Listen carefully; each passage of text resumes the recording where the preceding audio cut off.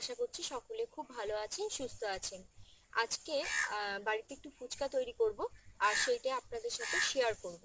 তো যেহেতু বাড়িতে কাজ হচ্ছে, তাই ঘরে খুব একটা আলো নেই বলে আমি সবকিছু জোগাড় করে ছাদেই চলে এসেছি। আর এখান থেকে সিনারিটাও খুব সুন্দর দেখতে পাবেন। আর সাথে দেখতে থাকুন কিভাবে আমি বাড়িতে ফুচকাটা তৈরি করছি। তবে ফুচকাটা যে একেবারে ফুচকার দোকানের মতো ভাবে করব তা না, কারণ ঘরে ফুচকা করলে অনেক সময় ফুচকা ফোলে না বা ক্রিস্পি থাকে না।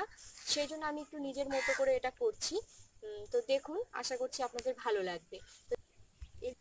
তো দেখুন, প্রথমে আমি দুটো সমান পরিমাণে সুজি আর আটা নিয়েছি। এই যে যতটা সুজি নিয়েছি ততটাই আটা নিয়েছি। তো প্রথমে সুজি আর আটা একসঙ্গে মিশিয়ে এটা অল্প অল্প জল দিয়ে মেখে নেব।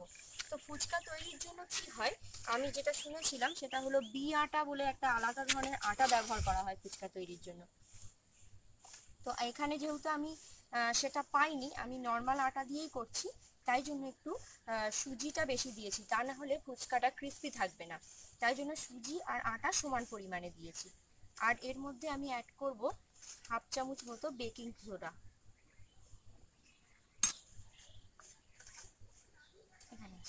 অল্প করে জল দিয়ে ফুচকার জন্য আটাটা মেখে নেব। এতে কিন্তু একেবারে নুন দেব না, কারণ নুন দিলেই ওটা নরম হয়ে যাবে, মানে ফুচকাগুলো আর ক্রিস্পি থাকবে না।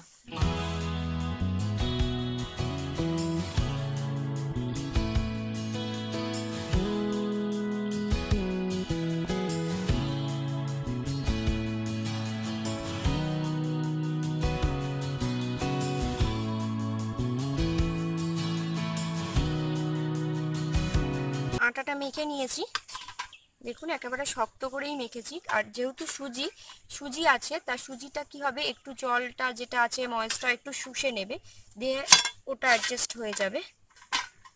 এবার এইভাবে এই আটাটা মেখে আমি কিছুক্ষণের জন্য রেখে দেব।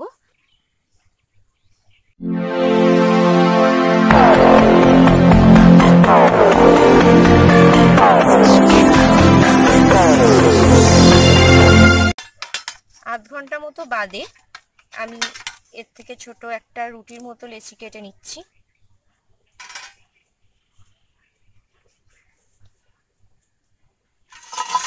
নিয়ে আমি বেলবো। আর এটা বেলার সময় শুকনো আটা, ময়দা, তেল কিছু ব্যবহার করব না, শুধুই এরকম এটা বেলে নেবো। একটু তুলে নিই। আর যেহেতু আমি বেলার ব্যাপারে খুবই পারদর্শী,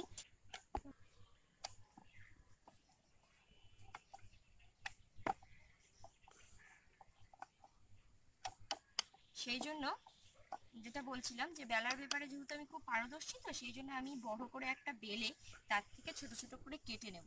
তা না তো অত ছোট ছোট গুলো বেলা আমার দ্বারা হবে না।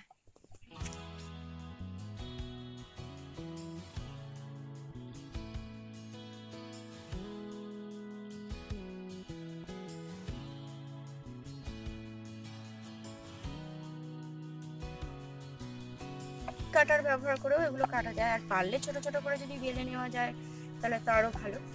কিন্তু আগেই বললাম বেলার ব্যাপারে আমি খুবই পারদর্শী, তাই জন্য আমি এরকম একটা বড় বেলে তার থেকে ছোট ছোট করে করে নিচ্ছি।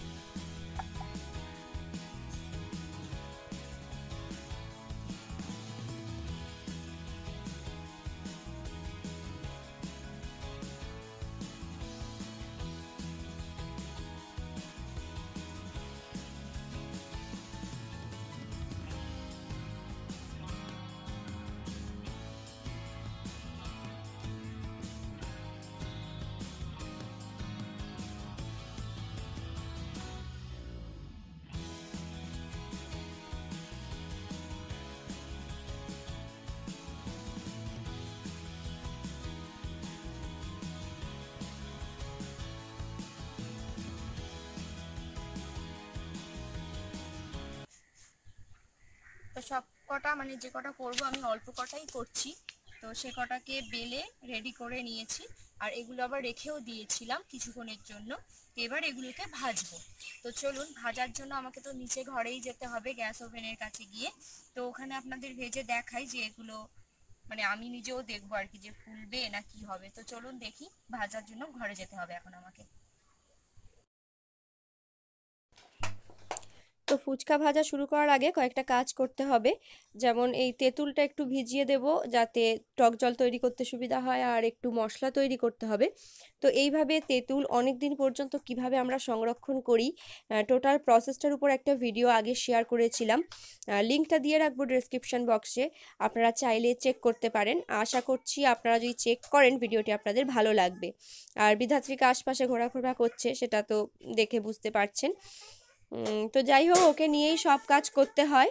আর এইভাবে দেখুন একটা ছোট্ট তেঁতুলের নিয়ে আমি জলের মধ্যে ভিজিয়ে রাখছি, এতে করে তেঁতুলটা নরম হয়ে যাবে আর পাল্প আলাদা করতে সুবিধা হবে।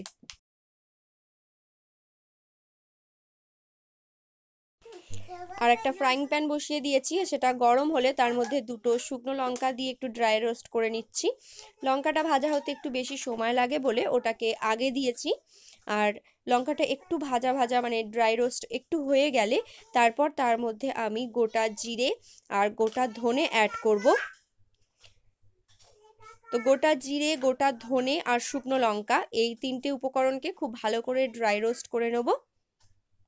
একদম খুব বেশিও ভাজবো না, জাস্ট একটু ভাজা ভাজা করব, একটা হালকা স্মেল আসবে, পাওয়া যাবে, সেটাতেই বুঝতে পারবো যে এটা হয়ে গেছে। দিয়ে এটা আমি মিক্সার গ্রাইন্ডারে গুঁড়ো করে এয়ারটাইট কন্টেনারে স্টোর করে কিন্তু অনেক দিন পর্যন্ত রাখতে পারবো। আর যে কোনো ধরনের, শুধু ফুচকায় নয় অন্য কিছুতেও এটা ব্যবহার করতে পারবো।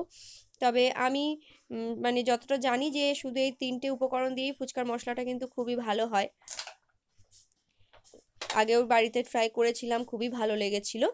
আর দেখুন এই বোটাগুলো আমি প্রথমে ছাড়াইনি, কারণ লঙ্কা থেকে ঝাল হয়ে গেলে হাতে আবার বাচ্চা ধরতে কখন হয় কি হয়, সেই জন্য আমি, আর এগুলো রোস্ট হয়ে যাওয়ার পর খুব সুন্দরভাবে ভেঙে চলে আসে। তো এটা গুঁড়ো করে আমি এইভাবে একটা কন্টেনারের মধ্যে স্টোর করে রাখছি। এটা কিন্তু আলু কাবলি, ঝালমুড়ি এই ধরনের উপরও ব্যবহার করা যাবে, আবার কোনো কষা তরকারি, মাংস, আলুর দম এসবের উপর দিলেও কিন্তু বেশ ভালো লাগে।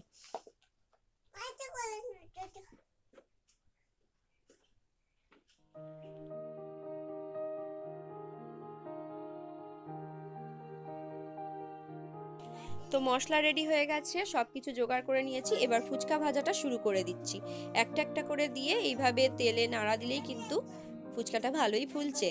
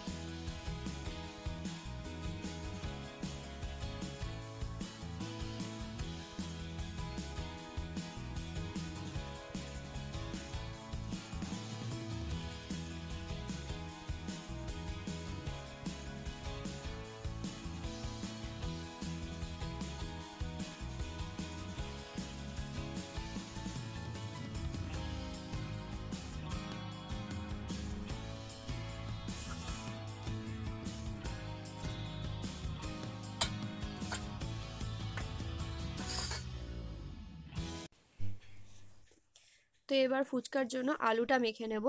তো দেখুন কাঁচা লঙ্কা কুচিয়ে নিয়েছি, ধনেপাতা কুচি নিয়েছি, আর পাতি লেবু নিয়েছি।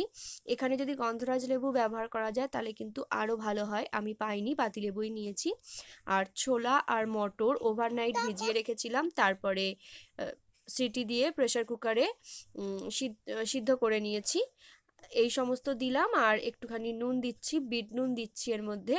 আর বিট নুনের সাথে আমি একটু সাদা নুনও ব্যবহার করব, কারণ আমার মনে হয় বিট নুনের নোনতা ভাবটা যেন একটু কম, ঠিকঠাক স্বাদটা আসে না, তাই আমি সবসময় বিট নুনের সাথে একটুখানি সাদা নুন ব্যবহার করি। আর যে মশলাটা আমি তৈরি করে রেখেছিলাম সেই ভাজা মশলাটাও দিয়ে দিলাম। এবার এই সমস্ত উপকরণ দিয়ে খুব ভালোভাবে আলুটাকে মেখে নেব। তো আলুটা মাখার পরে এই যে টক জলটা তৈরি করব সেই টক জলটাও এর মধ্যে একটুখানি দিয়ে এটা মাখবো। আমি দেখেছি ফুচকার দোকানে এই ধরনের করে, আর বেশ ভালো লাগে সেটা। তো আলু মাখাটা আমার রেডি, এটা সাইড করে রাখছি। রেখে আমি জলটা তৈরি করে নেব। আর এই তেঁতুলটা দেখুন, যেটা আগে দেখিয়েছিলাম যে আমি ভিজিয়ে রেখেছি, বেশ নরম হয়ে গেছে। এইবার এটাকে একটু হাত দিয়ে নরম করে পাল্পটা আলাদা করে নেব।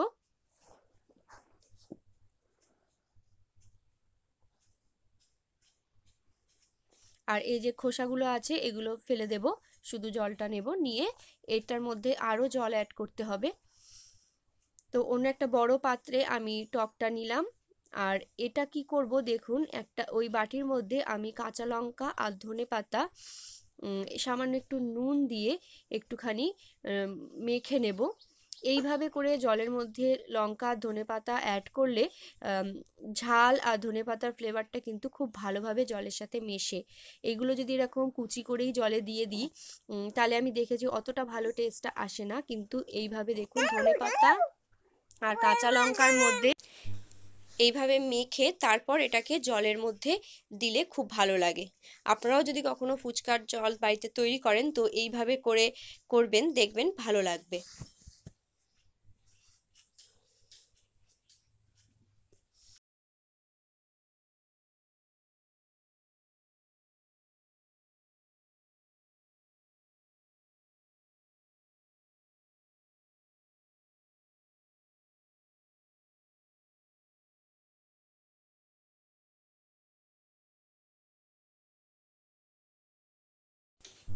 লঙ্কা ধনেপাতা নুন তো দিয়ে দিলাম, এবার যে ভাজা মশলাটা আলুতে দিয়েছিলাম সেই একই ভাজা মশলা অল্প জলের মধ্যে অ্যাড করলাম।